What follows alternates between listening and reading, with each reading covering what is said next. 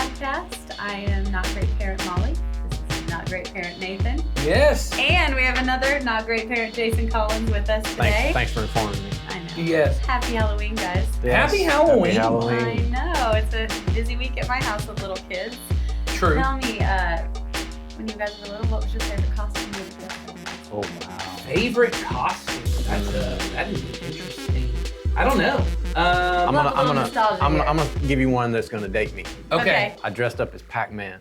Oh, I like it. That's good. I did. I like That's it. a good one. It was the hot thing in the 80s, and my mom made it. It was a big, like out of poster board, and I even made a little ghost inside of his mouth, Oh, and wow. I had eyes, and I walked around I had a with poster it. board costume that was a Hershey Kiss, and it was the Aw. same thing. It was like that, That's and then I so had a sweet. belt, and it was really ugly. So I'll But tell it's you. cute. The picture's cute. Mhm. but- I'll tell you, my favorite was probably not my favorite as a kid. The Power Rangers were a big thing when I was a kid, and I had a friend whose mom had bought him, like, the officially The official licensed thing. Yes. one, and it looked great, and it looked just like the thing, and so I told that to my mom, and my mom was like, "I'll make you that Oh, costume." yeah, that's always fun. And so looking back on it, this is what I mean, but looking back on it, it's pretty impressive what she did. I'm Like, sure. it looks pretty Well, good. your mom But- is pretty impressive. Oh, yeah, I was gonna She's say got a all the, like- mindset on something. Yeah, well, and the sewing, all Yeah. that. She used to She's be. got the skills to do it. Yeah, so she had sewed this whole thing. There was a vest, there was a helmet, there Oh, was a wow. whole thing. I remember getting it being like, this is crap. Why do I have to do this? This is horrible. I wanted Oh, the store-bought man. one. Yes, Well, but I always make my kids' costumes usually Sure. some element of it. Mm. And last year I made Jasper wanted to be corn. I remember this. He said, "I said, Who? what do you want to be for Halloween?" He said, "Corn." And there was Like this song the out- vegetable Yeah, corn? not the new metal Oh, okay. group. No. See, when I was growing up, that was a metal the group. corn, Yes. Yeah, not I'm that like, corn. yes. He wanted to be like corn cob. Oh, nice. So I made this costume last year. Because of the Because TikTok. there was a TikTok song Oh. that said, The because corn when song. I said, "What are you talking about?" He said, "Mom, it's corn, like a big lump of knobs. corn. It has some That's right. juice." And I went, "Oh my gosh, okay." So anyway, he was corn. It was really cute. He wore it to the fall festival Mhm. here, and then on Halloween, he didn't want to be it anymore. Aw. So he was like a waiter or something. There you go. With some store-bought costume that we had in our costume stuff, so it was fine. But Yeah. the corn, I got the photos. The But corn, sometimes those last-minute grabbing crap around the house and putting it on costumes are some of the best. they are. Absolutely. One of my kids one year went as Charlie Brown with the ghost with Oh, all the yeah. holes in Yeah, it. just made it happen. Yeah, we literally got a sheet, cut a bunch of holes in it, and they went as That's cute. Yeah. Charlie Brown ghost. Well, I've got to work on some Mario Kart costumes. Oh, this great. week. Well, there you go. So That's a good segue, though, Molly, Yeah. that Jason just set us up for, of why we call ourselves not great parents. Why is that, Molly? It is true that we're not great parents. We call ourselves not great parents because we don't want to be. That's right. We want to be parents who are raising our children and living our lives in the goodness of God and what He has defined for us and for our families, and not what the world has defined as greatness and the world's great bucket list for us. We're not looking for store-bought Power We're not Rangers. looking for the best store-bought costume. We're looking for A sheet with holes in A it. sheet with holes in it. Yes. No, but we are really striving to, direct our family and make decisions that lead us to live and walk in the life that God has intended for us. And, sometimes those things cross over. We know sometimes things that the world says is great, we also have, That's right. in our lives, but we are constantly focused on what would Jesus want for our family. And Right. so we aren't great and we don't want to be. That's right. And in the series that we've been in, Parenting Makes Me Crazy. Yeah, we're We've- also crazy. Yes. Well, Not great and crazy. often it's the pursuit of greatness. It's this, I've got to have everything, or I've got to have everything together. I got to have my whole life together. Perfect kids, everybody's successful, we did all the things, That's we've got right. all the money, all those things, and that can be completely overwhelming. Yeah, and we've been talking a lot about this idea of, and I think this happens when you're pursuing greatness, it's the social media reel. You want to highlight all the good things, and you just don't talk about the stuff that's Right. not so great.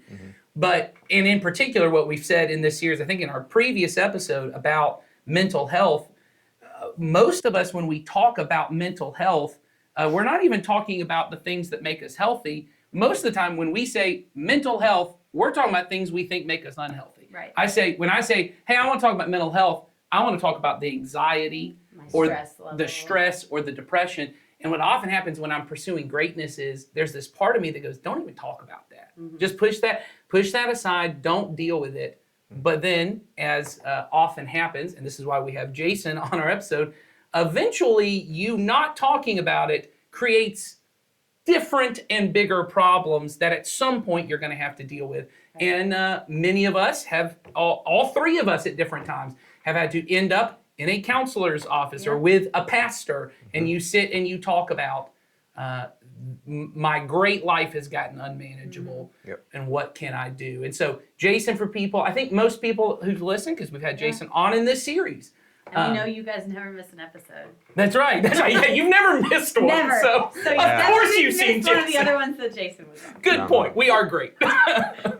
But Jason's on our staff. He's the teaching pastor here, but he's also going back to school, very close to being done. Right at the end. Very So done. soon. Yes. And then yes. what will you then at that point be a licensed counselor? Is that the term that you use? Well, getting a license to be a counselor in the state of Georgia takes 2 years after you graduate. okay. So I will not be fully licensed probably Gotcha. for another 2 years, but I will be operating as an associate professional counselor. You will be Wow. So, you know, there's- technically professional. I will be counselor. I'll have P in my That's right. That's That's I'll right. have a professional That's in right. there. It'll But- be the fourth P in the pod on our That's other right. podcast. That's right.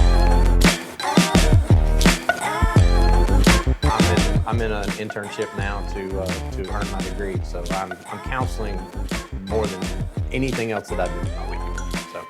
So I wanted to ask you, often when people come in, are you mostly dealing with adults, or do you also deal with children and teenagers? I am primarily seeing adults right now. Okay, so when people are coming in and they're at a point of whatever has brought them in, some stress point, some crisis Something. has happened, is it often the case in your experience that a part of the problem that they're dealing with is a lack of language around the issue that they're dealing with? That's part of it. But I think the lack of language just stems from not really spending a whole lot of time just understanding what I feel and why I feel this way.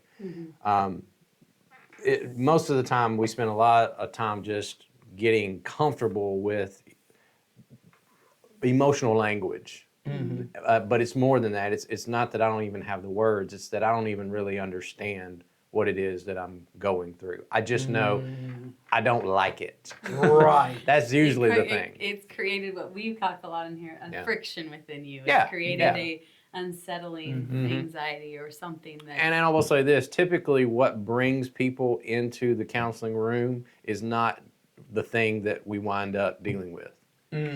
Right? It's there's an event. Like, I'll have somebody say, I had this moment, this happened, this was bad. It caused all kinds of friction in my family or in my life or at my job or in my marriage, and I know I need some help. Well, typically that is a symptom of a greater emotional problem that led us there. So it takes a lot of time to get through that initial event to get down to what was it that led us there. That's usually the work that gets going on. What do you think is the reason that I was talking with a group of pastors about something different recently, but I told them, I said, part of the reason we cannot deal with this problem is we don't have language around it because we don't talk about it. Yep. And this particular issue was the issue of racism and racial justice. I said, we just don't talk about it. So we don't know we're not even sharing the same language. Even when I say racial justice, everyone has a different connotation in their mind of what that means, and some see it negative, some see it positive. What do you think it is in our emotional, mental health, especially around what many of us would call because I'm assuming most people are not coming into your office going, I'm just so happy, We were and I talking can't about figure out why everything is going so well. We were talking about this on the last episode. Yeah. That we don't do that. We don't say, "Hey Nathan, check out my mental health. It's awesome." Or, Right, yeah, like, you're- I've been working so hard on my mental health. Right. Why is it that these, what some of us would say, oh, these are negative emotions, but we try to say all the time they aren't negative emotions. There are some that are a little more complicated though, and Yeah. feel negative in the way that we experience them. Negative in the sense that I don't want to feel this way. Right. So what is it that often, part of the reason we don't have the language around it is because we're not talking about it. What makes us not want to talk about sadness or fear or anger, jealousy, these deeper kind of emotions? Well, there, like you said, there's the first part of I know it's something I don't want, and then there comes some shame in that, right? So shame plays a lot of that. I would say the biggest thing is that it requires, in order to talk about emotions, it requires you to experience vulnerability. And there's this thing in all of us. I say this all the time to clients. I said, when you see someone else being vulnerable, you admire that person. That's But good. when you get vulnerable, you feel like you want to die. And you want to crawl into a hole, and it feels exposing, and almost like, the feeling you get when I'm it's almost like ripping off your clothes in front of a bunch of Oh, people. yeah. It's Right. like, I shouldn't do that. That's dangerous. That is Which dangerous. True. You That should not is do dangerous.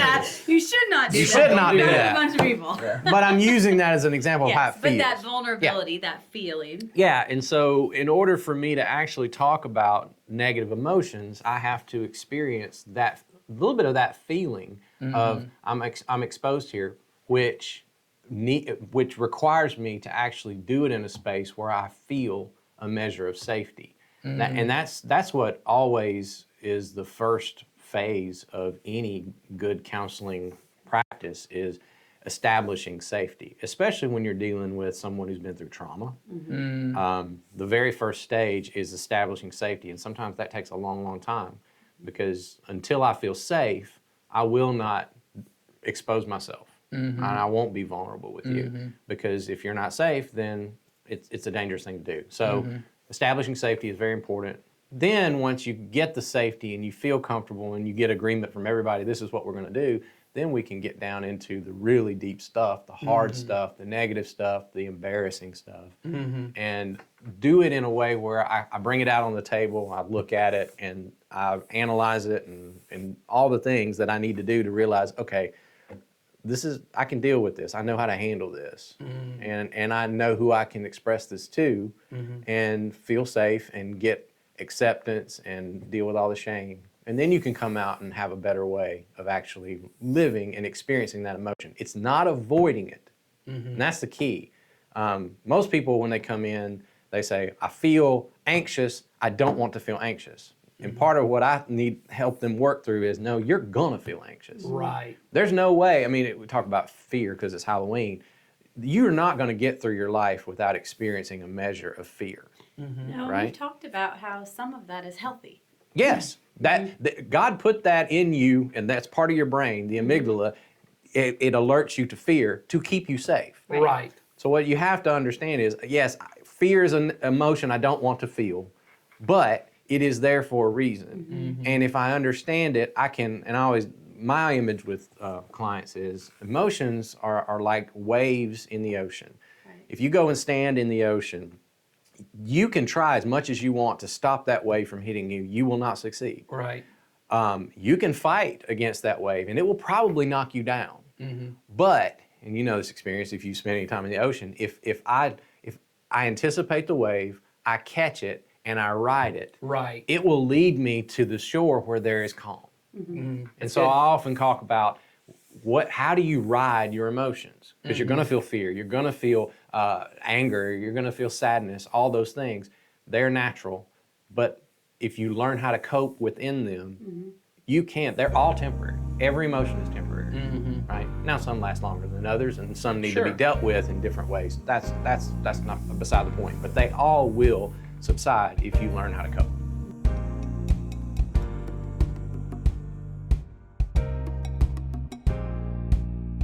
So I'm feeling anxiety, let's Yep. say. What do I do? I mean, Stop it. Stop it. Yeah, no, because we talked about we talked about it in a previous episode. Spending time by yourself and with God and talking through that. But so if I'm going through a prolonged period where I'm feeling anxious about something, or it feels overwhelming, it's consuming me, whatever it might be, my first step is probably not going to be to call a counselor, to be honest with you, because I'm probably going to try to handle it myself. So what do you tell people as sort of things they need to know about themselves, or ways that they need to kind of start? Well, getting the language is real important, like Nathan was saying. And one of the tools that I use is called an emotions wheel. In fact, I can give you a link to that. Sure. And in fact, if you want to, put it onto the podcast, that's fine. I have a really good one that I like to use, and I encourage clients to do emotional check-ins, some daily, sometimes twice a day. We do it individually first, but then of course, if you've got people in your life you can do it with, I encourage that too. But you start with the emotions wheel, and as you'll see on the wheel, you always start in the middle, and in the middle lists out the major emotions that almost all of us have language for. I'm mad, I'm sad, I'm happy, all those kinds of things. I'm afraid.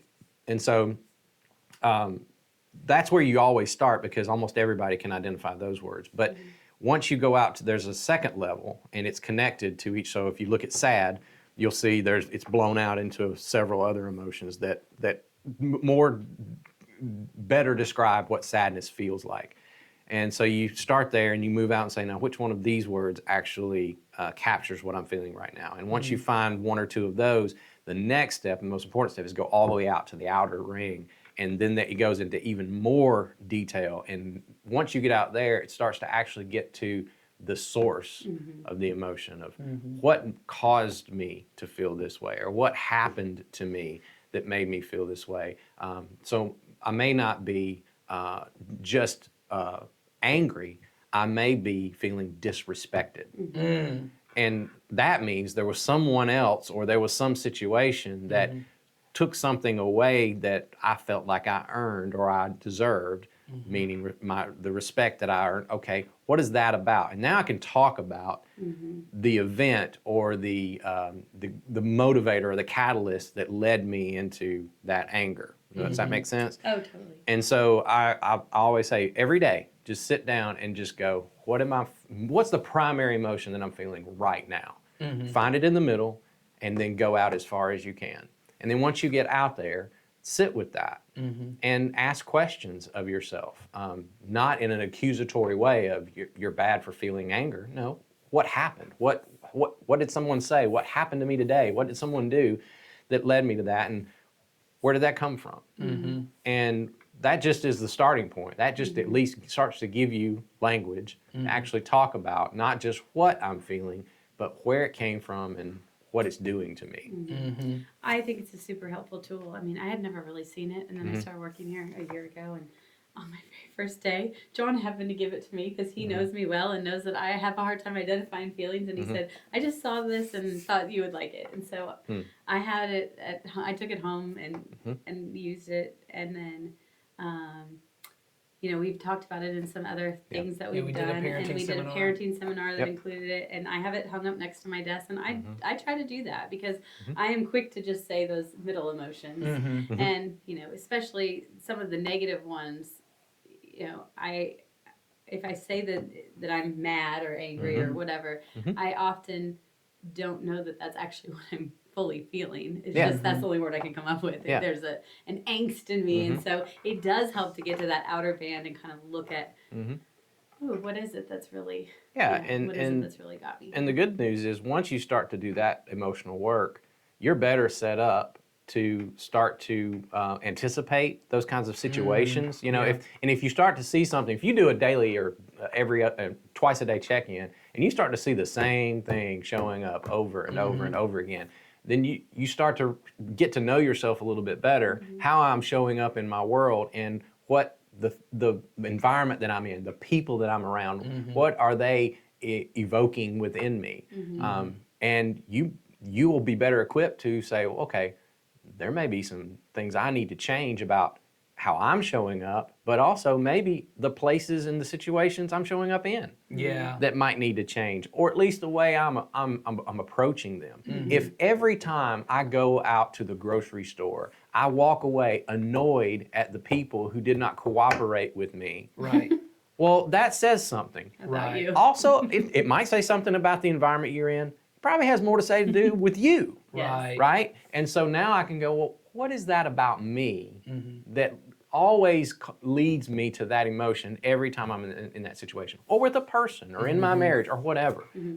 It gives you more information to go on. It does give you more vocabulary too. And I Yeah. think, for me as a parent, I try to use the other words when I'm talking about how I'm feeling around my house or when I'm talking Yeah. about, because I also notice the inner circle is what my children say. I'm mad, I'm Yeah, happy. I'm and mad. that's sometimes And as so- far as they can go. And that might be as far as they can go, Yeah. but sometimes I think it's because if I'm only ever using those That's words, right. that's what they're hearing. And so I'm trying to Well, and as they grow expand up, the words in which Yeah. I'm using and being more specific in what it is I'm feeling. I mean, I don't come home every day and say, time to do a check in with mom and how she's feeling, but I'm saying, in certain scenarios, or we've talked about times where we've gotten really angry or erupted, and it isn't necessarily about our children, to be able to go back in and say, I was angry and here's Right. why. And it's, that tool is very helpful. yeah, there's that old illustration of a guy who comes, you watch a guy go through his work day and all the things that frustrate him all throughout the day. He gets bad news, he gets, deadlines piled on him, and he walks home to his family, and as he's coming up through the yard, the dog comes out to greet him. He kicks the dog. Well, the anger we see is him kicking the dog. It has nothing to do with the dog. It has nothing to do with where it had everything to do with all this stuff that led up to it. It's an illustration of how and you'll see this all the time if you watch it for it, you show up at your home in a certain way. Sure. As a dad, I show up and when I walk in the door, I have a certain feel about me, and it has everything to do with how I'm feeling in that moment. Right. But that emotion had nothing to do with my kids, had nothing to do with my wife, had Right. everything to do with the people and the situations I was encountering all day long. And if I'm aware of all of that, well, I'm better equipped to show up when I walk in the door. And I learned this several years ago. I'm not great at it, but That's okay. I'm learning. I am learning now that the first 10 seconds, sometimes first minute or so, that I walk through that door sets a tone. Right. When there are other people in my home. When I come home to my wife and my daughter, who's at home now, my other daughter's out of the house, but I've learned that just the tone of my voice, the things that I speak when I first walk through that door, it sets an emotional tone for my house. Right. Right? So I need to do some emotional check-in before I go in. Right? I need to think about how am I feeling right now, and am I going to walk in and am I going to share anger with them, or are they going to see the frustration in my voice, or the if I'm just worn down and I'm weary, because that's a lot of times when I walk in. I had it kind of in the reverse, meaning I made some adjustments in our morning routine because I was always feeling something right before we were leaving. So I was feeling like we're running late. It was stressful. I felt like we were never prepared. I would be yelling. My kids would be slower than you could possibly be. And then what was happening was we were having a horrible ride to school. And then I was basically opening the door and saying, have a nice day. Yeah. Not meaning a thing of that. And then I realized that there were days that my child carried that all day. And he came home and he'd say something. And I'd say, are you still thinking about this morning? And he'd say, yes. And some of that was adjusted by me understanding what was happening and understanding my emotional state in that moment. And then, making some adjustments to that and just being aware that has a huge effect. It does. It Not does. just on me, but on them. That's right. Well, and I think when we talk to our kids about these things, it's incredibly important. We started talking in the last episode, at least here, about this idea of my goal is really to be responsible and really able to respond to what is going on within me, whether that's physical, spiritual, emotional. I don't think I shared this on the episode, but that language started working its way in my family because we were talking about one of my daughters got the flu shot. She kept calling it the vaccine, and she kept going, I got the vaccine. And my other daughters go, I thought we already got the vaccine. They were talking about the COVID vaccine. Did they And- say it that angrily too? Well, because they realized they're about to have to get a flu shot. Uh-huh. And they're like, we hate shots. I don't want to have to get a shot. And I said, you already do. And they said, so this now means she won't get sick. I said, no, that's not what it means. And she goes, well, if I get sick, it won't be as bad. I said, well, maybe. And they said, that means I won't die from it. I said, no. You can take the COVID vaccine, the flu shot, still get the flu, still get COVID, still die from it. I said, the goal is there is no way to make sure in this life that I will be 100% healthy in the terms of I'll never get sick and I'll never die. What my job is to be responsible. So I was thinking about this when Jason said the thing about anticipating. There is no way in this life to make sure I'm never going to be sad or never going to be anxious. My job is just to be emotionally responsible. Yep. I want to think through and go, okay, so like with the flu, when it's flu season, I'm going to wash my hands a little bit more. And if I find out someone has the flu, I might not go sit right next to them and do that because, like Jason was saying about the other thing, if I know I'm always going into this environment and it's always upsetting me, right? But I also have to be aware there are going to be times I'm going to catch the flu and I did everything right. And I did all the right things and it's just going to happen. And my job is to go, do I know what to do when that happens? Do I know how to notice that it's happening, right? And so I say that to my girls, and I did say this, you may be sad because of their past, they have certain days of the year that they don't always realize it until later. Oh, this day made me really sad, right? This day was just really difficult. And I said to one of them one day, you may be sad on this day of the year for the rest of your life. But as long as you know it going into it and you go, this day's going to be hard for me, right? And anyone who's ever lost anyone knows that on maybe birthdays or Mother's Day or whatever the day is, that's going to be a tough day for me. And that doesn't mean anything bad about me. Or you may find one day that day isn't tough for me and now I feel guilty. Why isn't that tough for me? Whatever I feel, you know what I mean? What you're describing is just a process of learning how to accept Right. every emotion that comes to me or that I even allow into my life, and that's a part of it. And you talk about anticipating, it is like when we say there are no negative emotions, what we mean is they're all common. They're all just they are normal.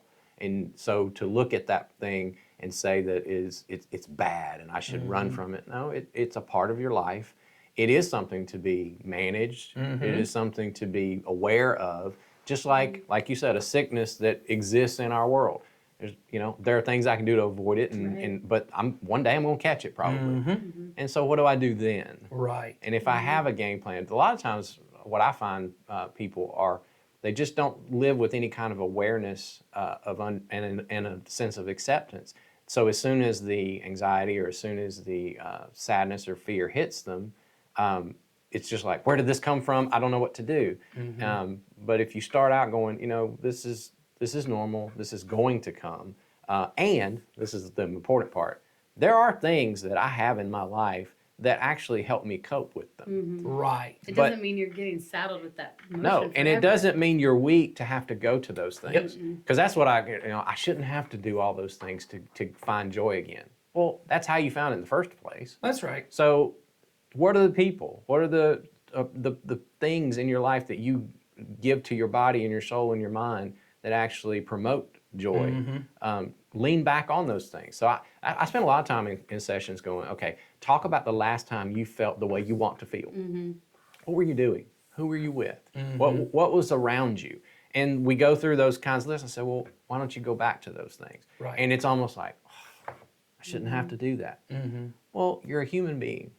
Give yourself some grace and give yourself some slack and know that those are things that they're blessings from our Heavenly Father that He put in your life that work for you. Whether it be a certain type of music that really puts me in a better place mentally, or just the scriptures that I lean into, or the people in my life that help bring me joy. Petting your dog. Right. Yeah. I mean that's been proven as one of the things that brings dopamine into your system, or something that you love to do, or something like that. It's not a weakness to go to it. Right. So lean into it and don't blame yourself when the emotion comes. So part of That's helpful. acceptance. So whether we're doing that for ourselves or trying to train our kids, because the truth is, there's really no way to make it happen for my kid. But as we've been talking about, if we can make this a regular conversation, Yeah. and we start to give them language around it, our hope is that one day they're able to really adopt that language. And my kids, I remember. I don't think I think I shared it on a podcast or maybe in a sermon. There was a day, like this was now like 6-9 months ago, that one of my girls, they had gotten in this. I could tell something had happened. They weren't like fighting, but it was tense between them. And one of them, my oldest daughter, came to the younger two and just said, I need to talk to you. And I thought she was talking to me. And she said, no, I need to talk That's to you. good. And I said, okay, what are y'all talking about? And she just said, when you two, she goes, the reason I got upset was because when you two upstairs told me that you wanted one of my younger daughters they were painting or doing something. You wanted her painting. That made me feel like you didn't like my painting, which made me feel like you didn't like me, which made me feel bad about myself. And she just said, and I said, so Were you what? proud of her in that moment? Well, yeah, and I thought, should so be. what, yeah, That's I thought, huge. so what are you going I'm to telling you, most adults can't do that. Yeah. Right, and that's why I told him. I said, this is honestly pretty impressive. And the other two girls go, of course, oh, well, that's not what we meant at all. We thought it was a contest, and we were just picking, and this little moment of reconciliation. And that's what I said. I said, I sit with adults at time who can't say that to someone they're married to. Yes. They can't say that to some, and you guys are figuring out how to do this. I said, and that's the key. Or the other side of that is when someone does disclose, and goes back to safety, when someone does disclose, like your daughter said, you said this, it made me feel this way. The other side of that is we come at people and we go, Sure. well, you shouldn't feel that way. Right. Well, then that piles more shame back on that. Right. And that's the key that's almost everything about couples counseling. When I do that, it's, I feel this way. And then the partner goes, well, you shouldn't because I didn't mean it that way. Right. Well, that's not helpful. What the proper response to that is, I'm sorry you feel that way. Right. And I recognize, I understand that feeling. I've had that feeling too. And thank you for sharing that. Yeah. And I don't want you to feel that way. Right. What can I do to help you not feel that way? Yeah. Rather than blaming the person, because the truth is, the shoe's going to be on the other foot one day. That's right. That other person's going to say something that's going to make you feel a certain way, and you don't want to hear them go, well, just get over it. Just stop it. Because that's not how feelings work. Right. Right. Feelings come, and the worst thing you can do is just to go, well, I shouldn't feel that way, so I'm just not going to say anything. Well, then I've just basically put it into a stack inside of my soul, and it's going to just start stacking up, and that's where you get explosions That's and where the blow-ups. incident happens, but really you got to go. And it back has deal nothing to with all do. the It's things something that was underneath going on yeah. for years. Right. And so, having that interaction of, and this is what I train people all the time, is I feel statements. I feel this way when this happens, or when you said this, I felt this. And you just fill in those blanks. And then we have to train ourselves as people in those relationships to respond with, I hear you. And I understand how you feel. I don't want you to feel that way either. And not that I'm necessarily sorry for what I did, because I may have done something completely innocent, but I'm sorry for the feeling that you had. Right. I empathize with that. And as someone who cares about you and loves you, I don't want you to feel that way either. So how can I come alongside of you? Rather than standing in front of you and blaming you for your feeling, let me come alongside of you and let's figure out together how we can not make that happen anymore. Well, now we're actually in a relationship where there's love and compassion and all that going on. Which It's good. is really good stuff. Yeah, so we hope you guys take this and have help yourself, and maybe you're at a place where, as Jason said, all of this is too confusing, and you need to get someone else's opinion. Maybe you need to go to see a counselor or sit down with one of our pastors and just have a conversation about, I don't know what I'm feeling. I just don't like what I'm feeling. And if you need to, reach out to us, help@community-christian.net. We'll either be able to sit with you or help you find somebody who's able to do that. And then, as always, we want you to be talking to your kids about this and try to help them develop those skills of going deeper into those emotions. So. And we're here for questions or comments. Absolutely, so yeah. There's a link in the show notes, and you can send in those to us as well. We love hearing from you guys. So Yes. send us your thoughts, your questions, and we will address them in a future future episode. So thanks you guys for joining us. Thanks for being with us today. It was, No problem. it was really helpful, and we're going to keep having so, I'll be back. All right. Well, you guys have a great day. We did it again. You have a good day. A good day. Not a great day. Yeah. There you Take go. care.